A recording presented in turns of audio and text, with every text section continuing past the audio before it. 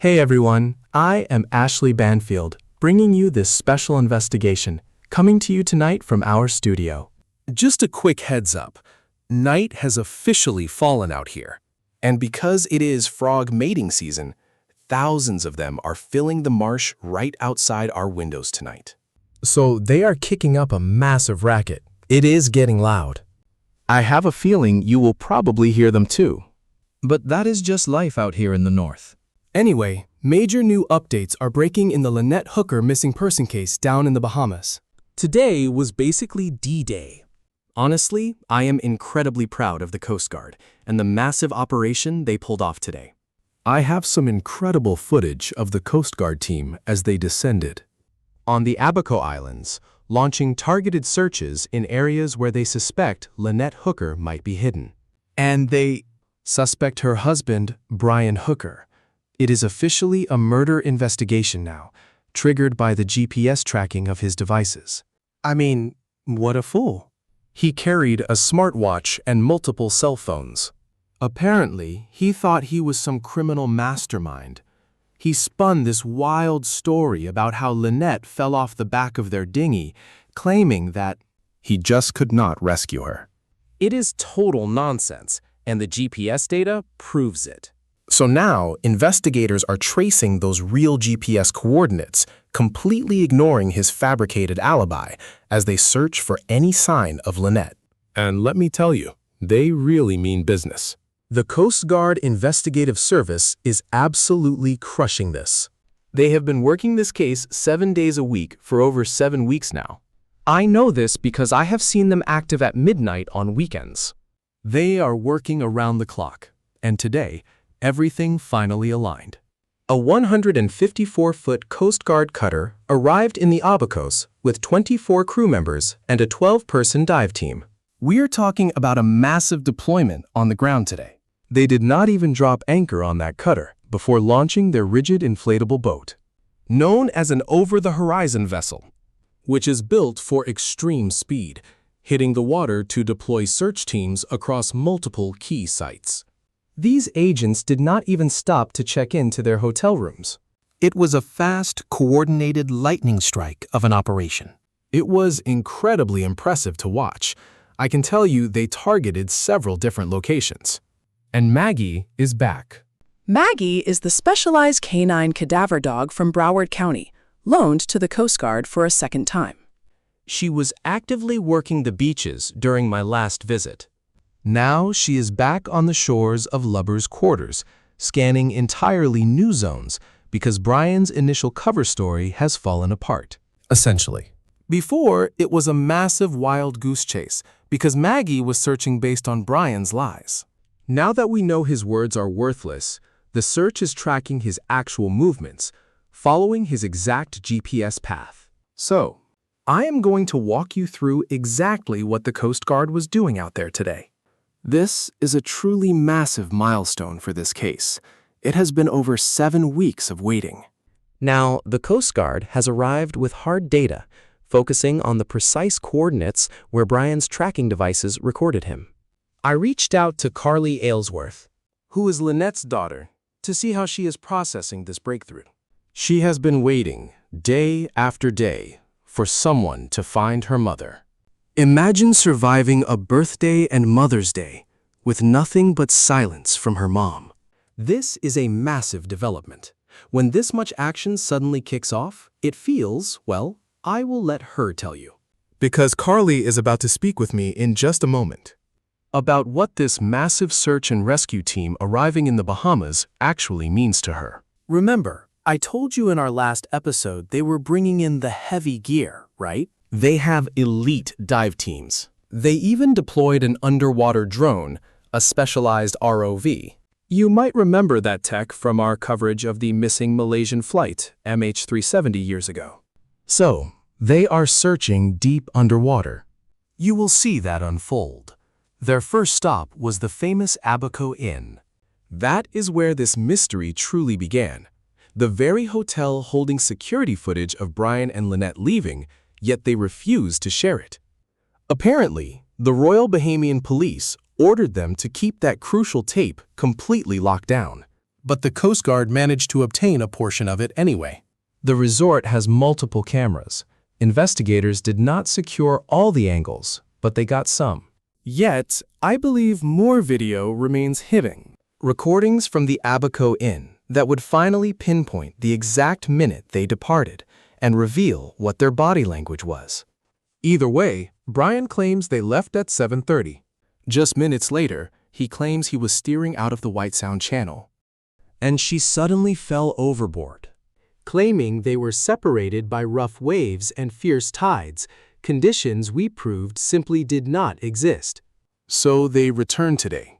The Coast Guard is actively using the Abaco Inn as their tactical launch site.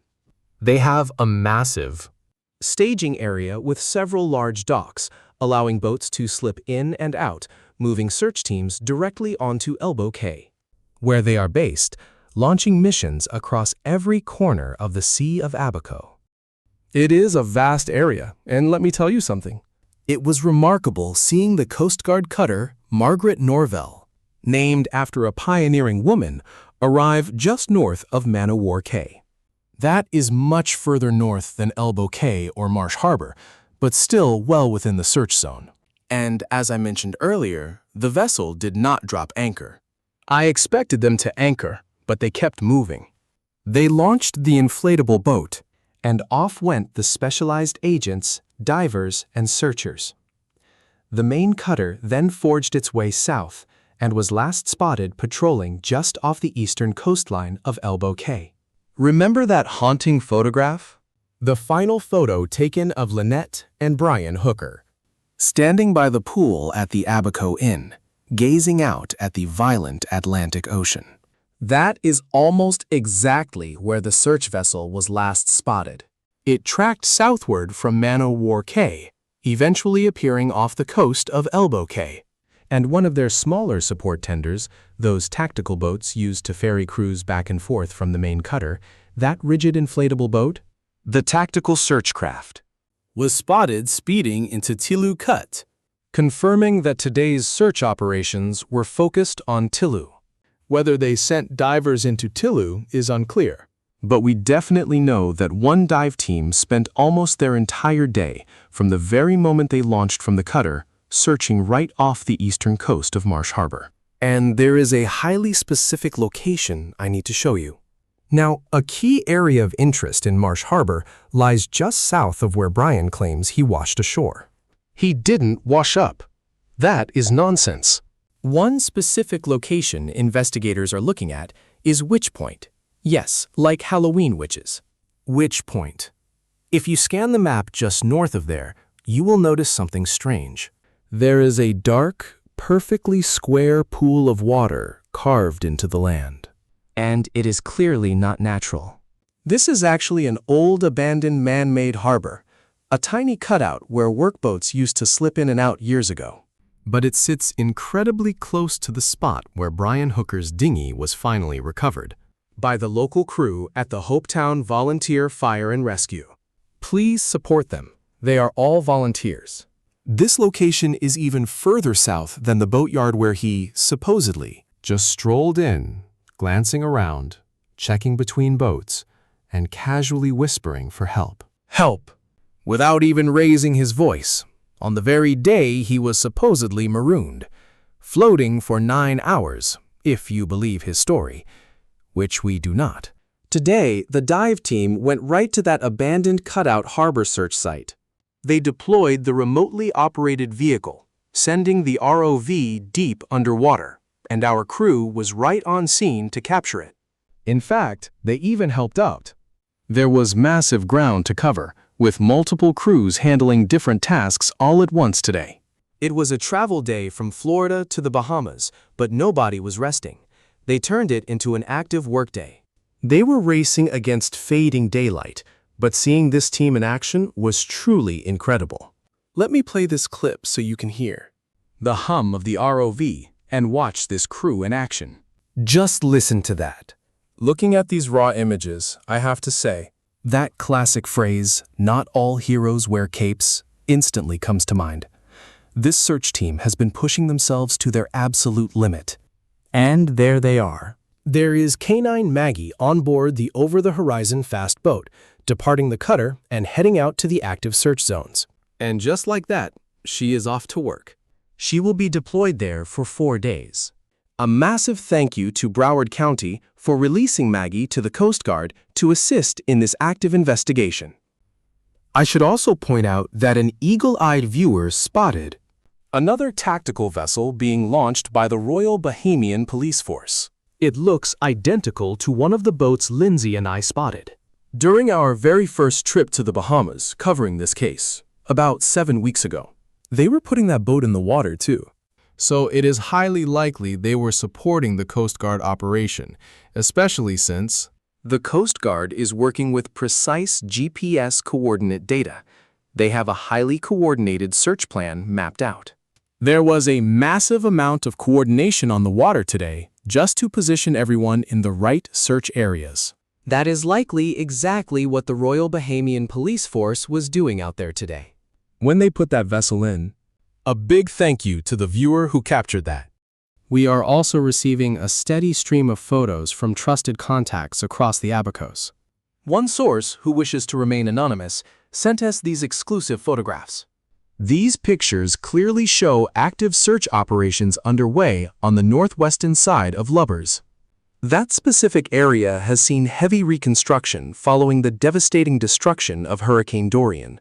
An abandoned pool caught our eye. Actually, Nathan, who has been working tirelessly on the ground, scoured that entire area and spotted the pool as well. We showed you the footage of it in one of our earlier episodes. But these new photos were sent in by viewers and dedicated supporters who want to help the investigation. And they have been offering their assistance to the American team in any way they can, whether acting as local guides or sourcing boats, golf carts, captains, and places to stay. We are getting some incredible photos, including these latest ones sent over by Captain Snow. Captain Snow, thank you for being a part of this search. This is our first time connecting, and we deeply appreciate you sharing these photos.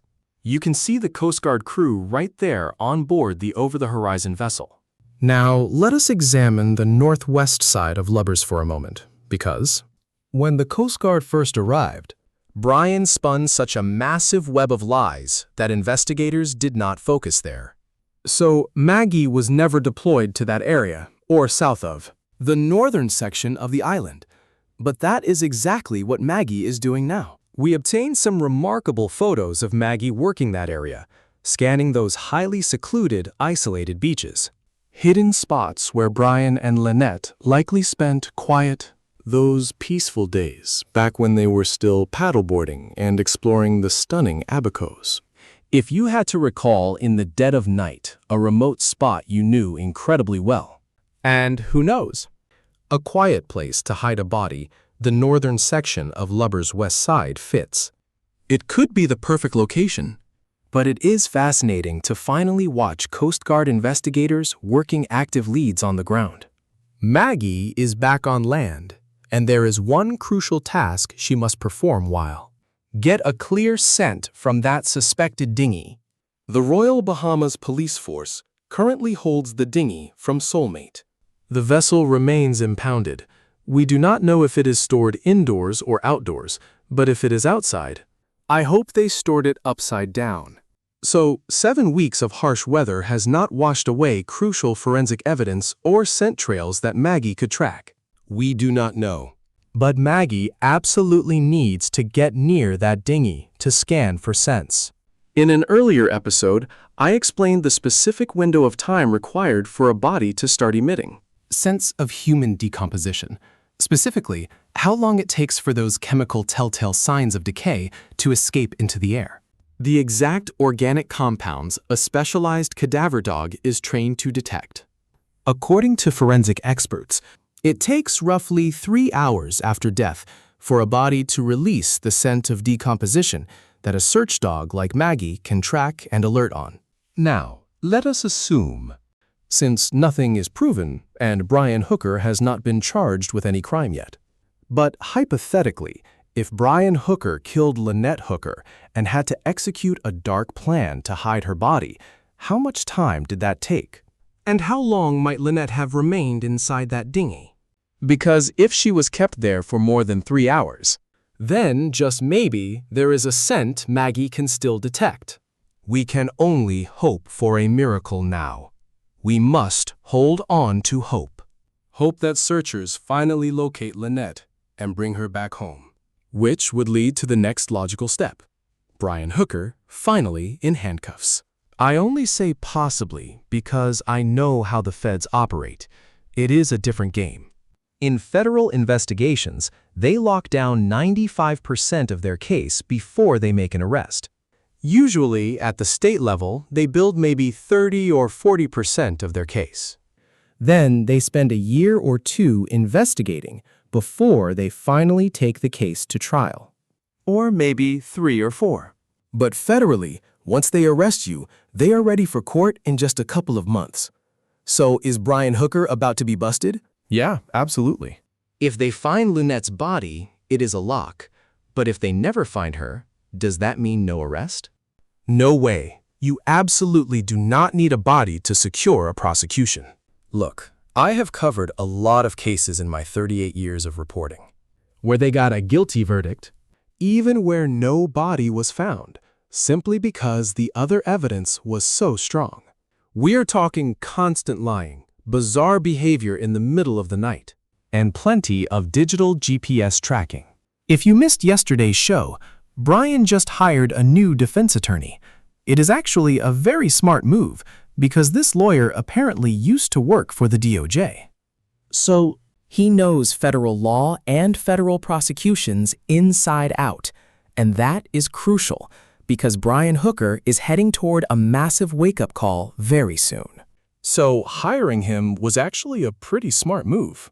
We do not know the exact details, but apparently this attorney is based in Michigan.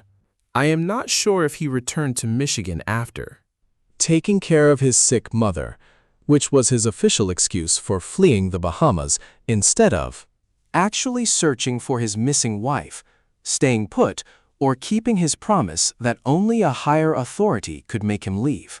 But we all know that is total garbage. Either way, he has been laying low around Sacramento, where his mother was supposedly sick. I do not buy that either. I do not believe he was actually there to take care of her. But he did head back to Michigan, where some of his former AT&T coworkers spotted him.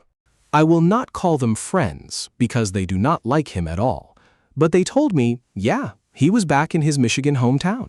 But then he took off once more, landing back in Sacramento, before suddenly hiring this new defense attorney who is apparently based in Michigan.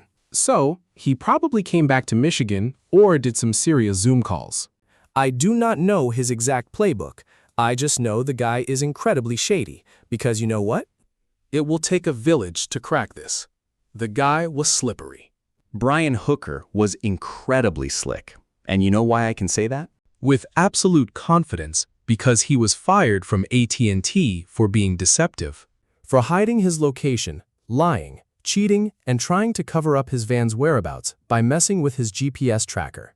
He is a master of hiding, and if he did what I suspect he did to Lynette Hooker, he crept around and tried to cover up all of his tracks afterward. But he is no match for the Coast Guard Investigative Service. He is just not. And I definitely do not think he can stand up to Maggie. Now, there are a few things I want to share about my good friend. I love the incredible people I have met while working on this podcast and this investigation. Meet Dean Zamzel. You might remember that Dean and his 2 daughters shared that nighttime surveillance footage stretching across the Sea of Abaco, aimed right at Elbow Cay and the vessel's soulmate, capturing all that late-night activity. All those heavy spotlights and searching flashlights. Now, Dean actually knows a few locals on Lubbers who managed to spot some clothing, which perfectly matched the color of Lynette's swimwear cover-up. You remember that aqua-colored beach cover-up she wore when she vanished? No thanks to Brian, who told the search and rescue team she was just wearing a black 2-piece swimsuit and absolutely nothing else. But she actually wore a navy blue Conch Republic scarf on her head, along with that aqua-colored bathing suit cover-up. And it seems like she might have even had a black fanny pack as well, based on the photo we saw of her at the Abaco Inn. So, Brian, you are completely full of it. Anyway, it is clear some people found a piece of clothing that matches the shirt Lynette wore and handed it straight over to the Coast Guard.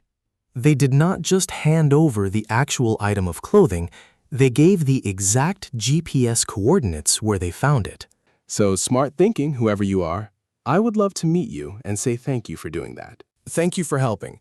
So again, this is the northwest end of Lubbers, where the search with Maggie was happening today.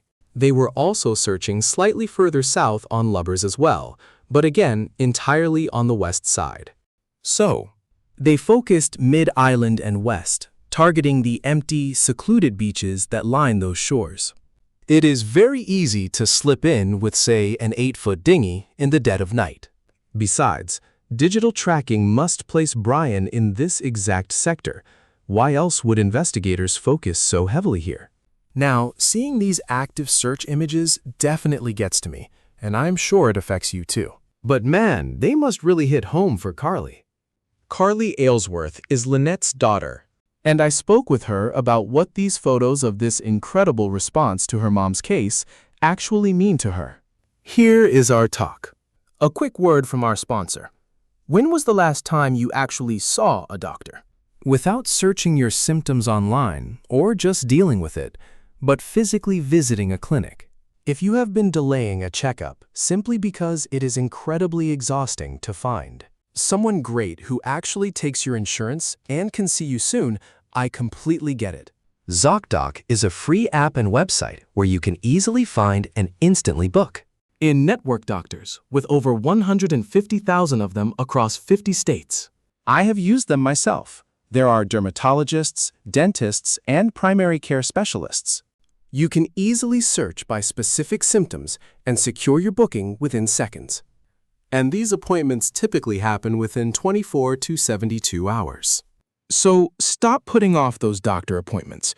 Go to ZocDoc.com/Banfield and instantly book a top-rated doctor today. Again, visit ZocDoc.com/Banfield. This message is proudly sponsored by ZocDoc.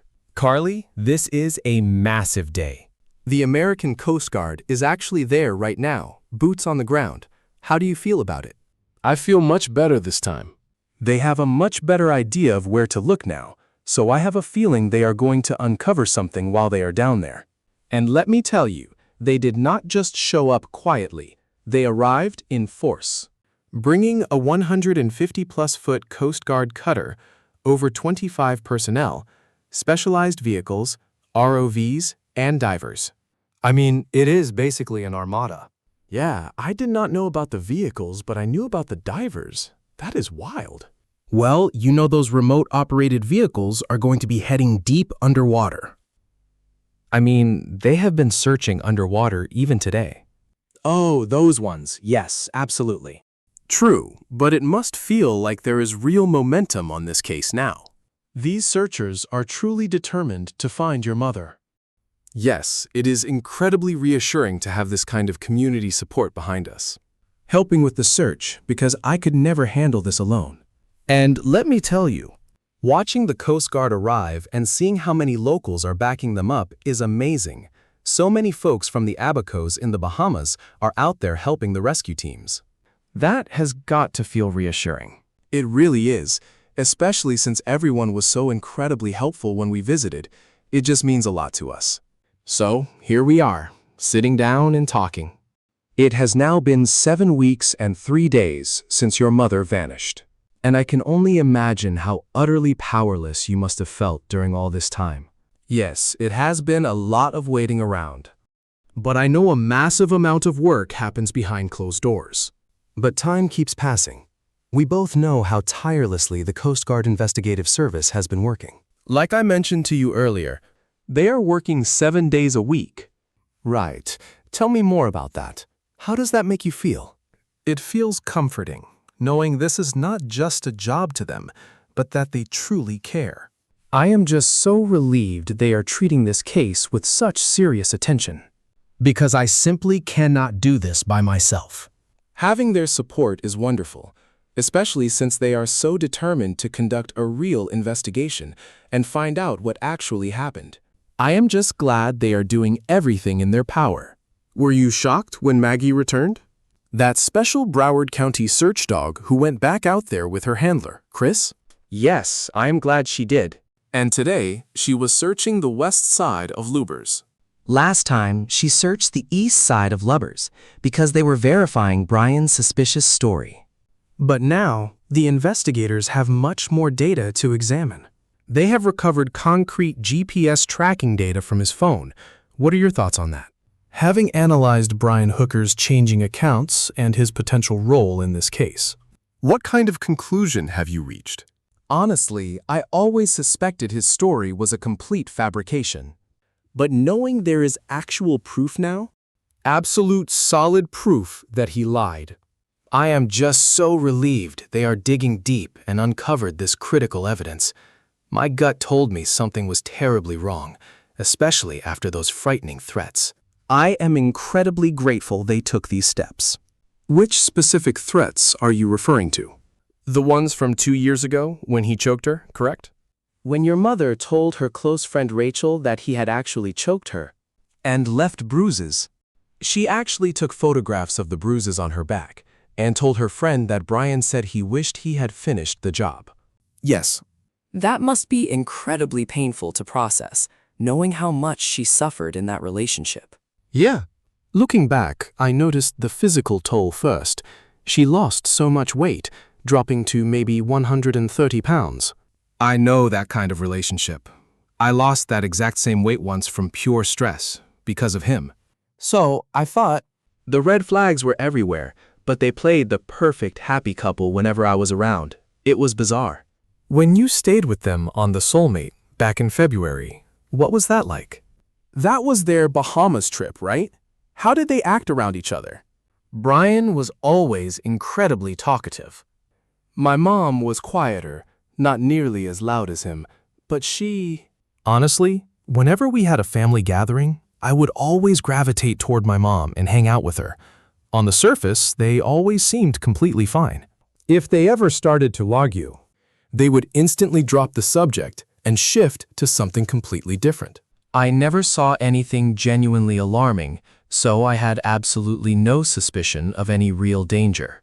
I knew incidents had happened. But I never imagined it was a constant, repeating cycle.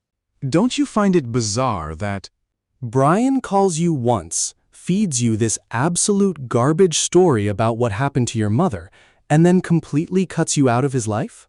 No follow-up calls, no showing up. No shared grief, and zero invitations for you to join the search effort in the Bahamas. He literally just erased himself from your world. Yeah, I mean, he attempted to. He rang and sent texts, but I ignored them. I think once he saw me calling him out on the news, he finally gave up. So he did make some minimal effort, but I wasn't buying his bogus story or his manufactured grief. Right. What kind of messages was he sending? What did those texts actually say right before he went completely silent? He sent a group text to Rosie and me, saying some woman was there to take care of us. How she would look after us.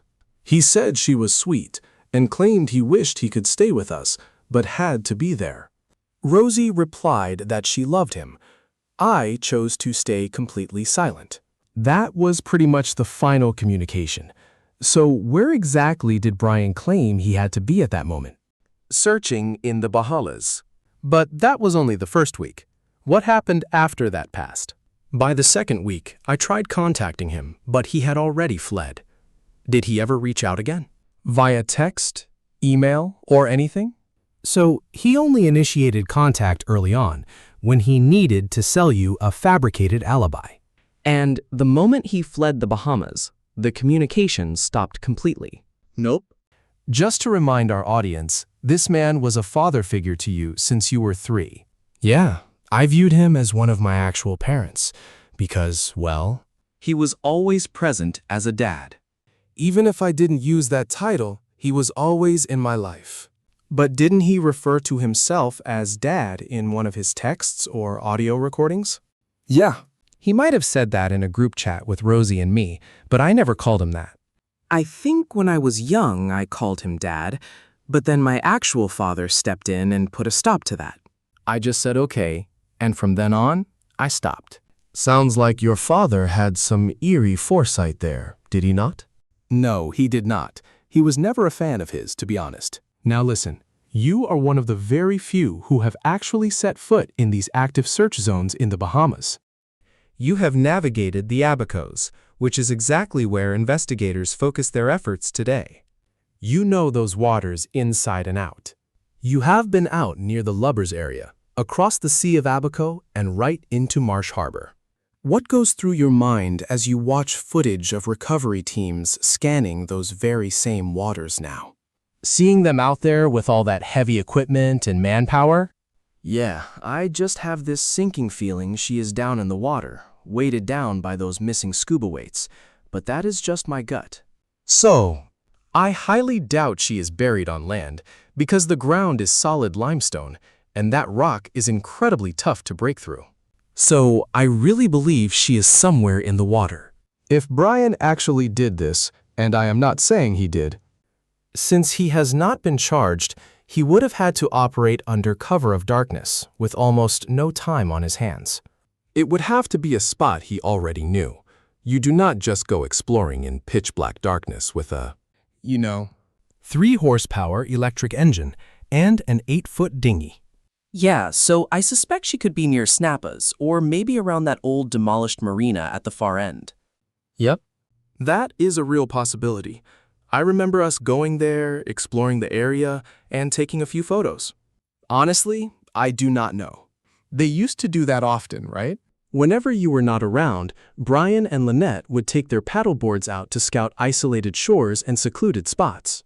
So, he would have known his way around multiple spots in the Abacos, especially since they had been there for about 9 weeks. Yes, a solid couple of months. Did you notice a strong urge on most days to just get out, find new spots, and explore everything? Whenever the wind died down, we would try to go paddleboarding. We went paddleboarding one morning specifically because the waters were much calmer. And on a few other days, We navigated around Marsh Harbor, weaving through the narrow channels and thick mangroves. Then, on another day, we headed up to the beach at Snapper Point. You remember Snapper Point? Tell me more about those mangroves. You mentioned before that you would venture into those mangroves occasionally. when you are looking at the restaurant at the Conch Inn, off to the left, there are mangroves you can navigate by boat. We scouted that area, hoping to catch sight of turtles. Right, so he would be quite familiar with the inner mangrove terrain there. I always point out to people that it is right where the mooring ball sits in the harbor, just off the Conch Inn.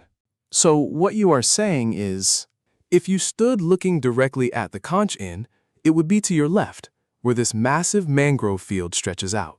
Exactly. There are narrow channels, and even a sunken vessel rests in that area. That would make it a crucial point of interest, assuming GPS data tracks him there, because right now, It is a relief they are not just guessing the boat's range based on basic battery life and the current weather.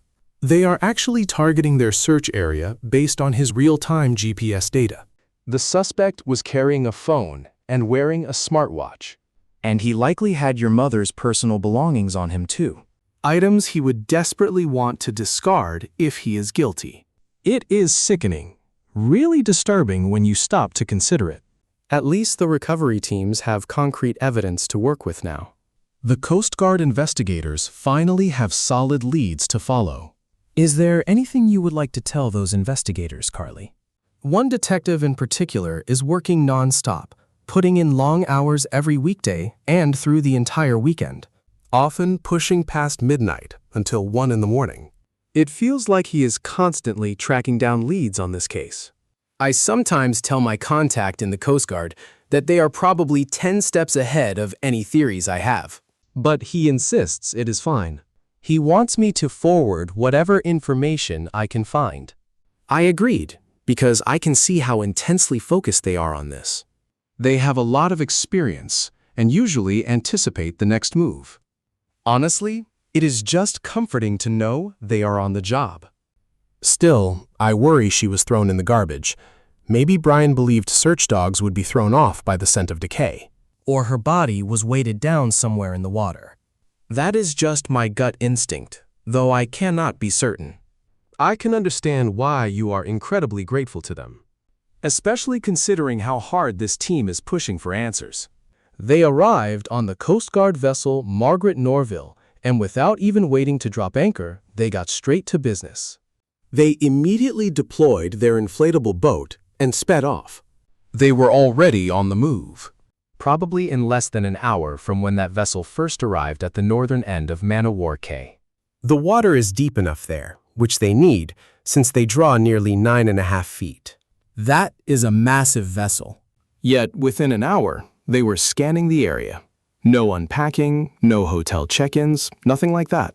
Just pure focus. That must bring you some sense of comfort. Is there anything you want to say to them? Any message you'd like to share? I am incredibly grateful that the team is doing everything possible to uncover the truth and keep pushing this active investigation for answers. Because so many people suspect his version of events was completely false. So, I am relieved that investigators took those suspicions seriously And managed to uncover so much critical evidence already. Would you say anything to Brian? No, not really. I have no desire to speak with him or ever see him again. He was a toxic presence in my life, and I want nothing to do with that kind of mindset. What kind of justice are you hoping he faces? I want to see him locked away behind bars for life. And frankly, who knows? Inmates have zero respect for men who abuse women, and I know that from working inside a prison. So, good luck to him. Carly, thank you for speaking with me. We will stay in touch as the search goes on. It should take about 4 days. That is just the initial strategy. Having the Coast Guard on site, so we will keep communication lines open and pray for a positive outcome. Thank you. Same here. Now, I can share this. The search teams on the ground pushed hard, working late into the pitch-black night. I know this firsthand because several crew members were only brought back to the docks long after sunset. So they worked incredibly late. They squeezed every single drop of daylight out of the Bahamas before finally heading back under cover of darkness. They are tracking an incredibly early start tomorrow. They will be back out on the open water by 8:30 in the morning, heading straight to a targeted zone near Marsh Harbor. Earlier today, I mentioned they were searching that old, abandoned, that square-shaped basin just north of Witch Point. Tomorrow, they are shifting their search to another precise spot on Marsh Harbor. Let me make this absolutely clear. Brian Hooker did not simply drift onto Marsh Harbor without any power or engine. Oh, sure. Claiming he was drifting for 9 hours because his wife fell overboard, it is a total lie. No, he actually made landfall multiple times, which, as you can imagine, is nearly impossible without an engine when the wind and currents are fighting you, leaving you helpless. And he is a United States Marine. Helpless? Right. Yet he managed to land twice on Marsh Harbor. Now, how is that even possible?